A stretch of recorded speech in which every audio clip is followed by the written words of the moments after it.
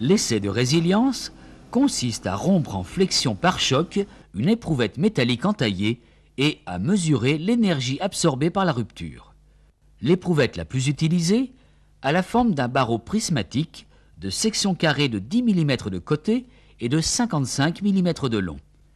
Elle est entaillée à mi-longueur sur toute la largeur de l'une de ses faces. L'entaille est en forme de V. D'autres éprouvettes sont utilisées. Elles varient par la dimension et la forme des entailles, par exemple en U.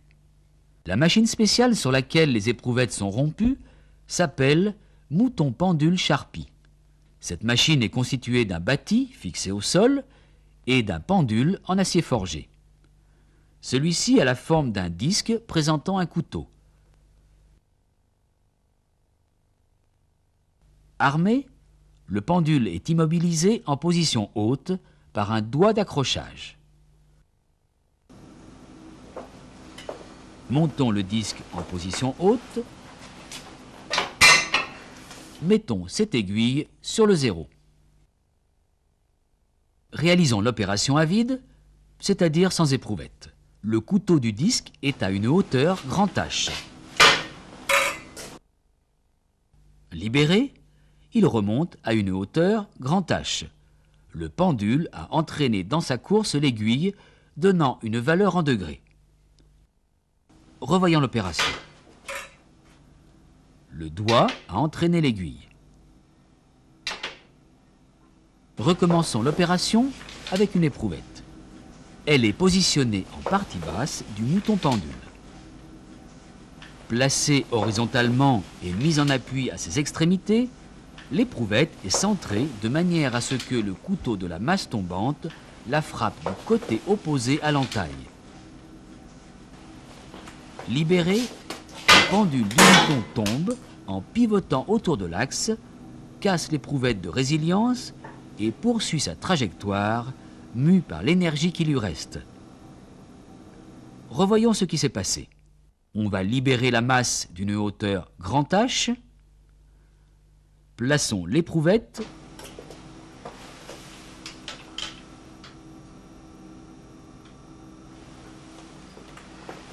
Libérons le couteau. Il percute alors l'éprouvette et la brise. La masse remonte alors d'une hauteur petit h, inférieure à grand H, car une partie de l'énergie emmagasinée lors de la chute du pendule a été utilisée pour rompre l'éprouvette.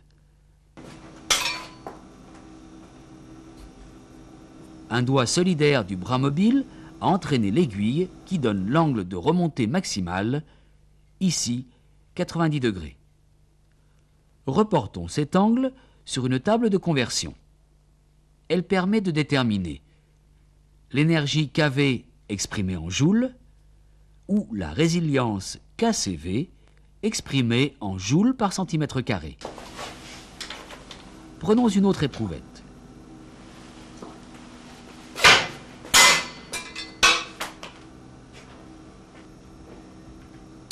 La masse est remontée à une hauteur très proche de la hauteur de départ. On en déduit que l'énergie nécessaire pour rompre l'éprouvette est faible. On dit alors que le matériau est fragile ou encore qu'il est peu résilient. Nouvelle éprouvette.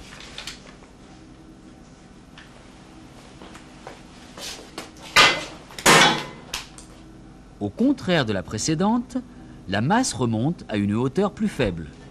Cela signifie que l'éprouvette a absorbé une énergie importante en se rompant. On dira que le matériau n'est pas fragile, il est résilient. Voici le faciès de l'éprouvette que nous avons cassé et que nous avons qualifié de fragile. Voici celle qui, au contraire, est résiliente, ductile. Les surfaces des deux cassures sont très différentes. Regardons-les plus en détail. La surface de la cassure fragile est brillante et composée de multiples petites facettes en forme de grains. On remarque que l'éprouvette reste avec sa section d'origine et n'a pas été déformée. Si l'on regarde maintenant au microscope à balayage électronique à très fort grossissement, voici ce que l'on peut voir. Toute la surface de la cassure est composée de clivages de surface plane. Les clivages sont striés de rivières. Voici maintenant la surface de la cassure ductile. Elle est très différente.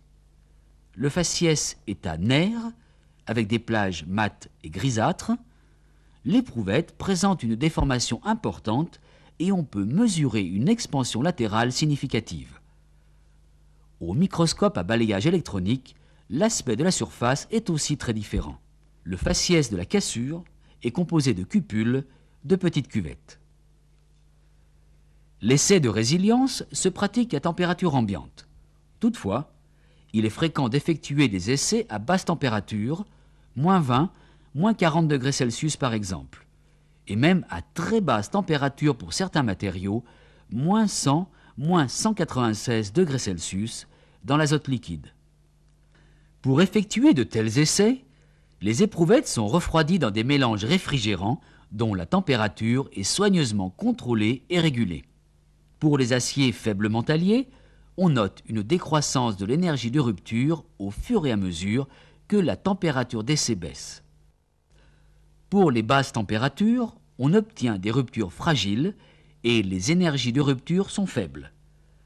Pour des températures plus importantes, on obtient des ruptures ductiles et les énergies de rupture sont élevées.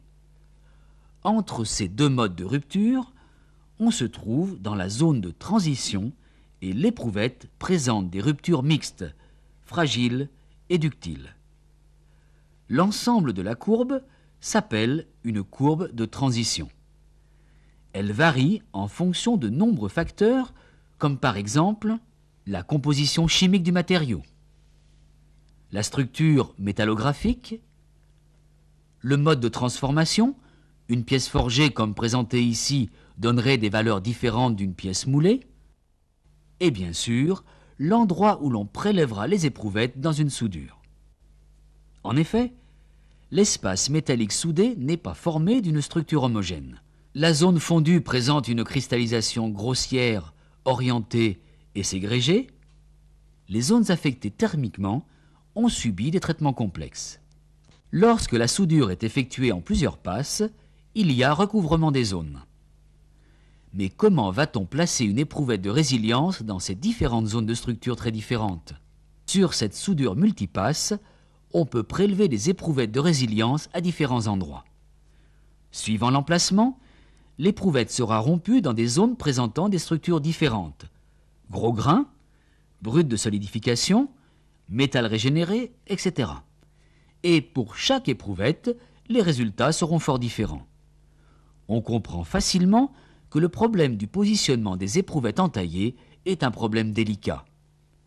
Faut-il les placer avec l'entaille perpendiculaire aux surfaces de la tôle, l'entaille parallèle aux surfaces de la tôle et en partie supérieure, l'entaille parallèle aux surfaces de la tôle et en partie inférieure? On voit bien que suivant la position adoptée, les valeurs obtenues seront différentes. Les mesures de résilience en métal déposé et plus encore en zone affectée thermiquement sont très délicates, car l'entaille traverse des zones différentes. Mais les cahiers des charges et les codes de construction imposent la position des éprouvettes et des entailles. Il faut les respecter.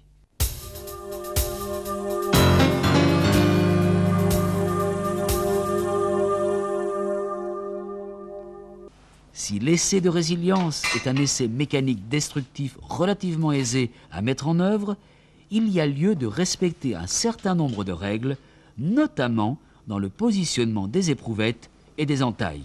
Moyennant l'application de ces consignes, cet essai permet de caractériser des assemblages soumis à des sollicitations par choc, notamment lors d'emplois à basse température.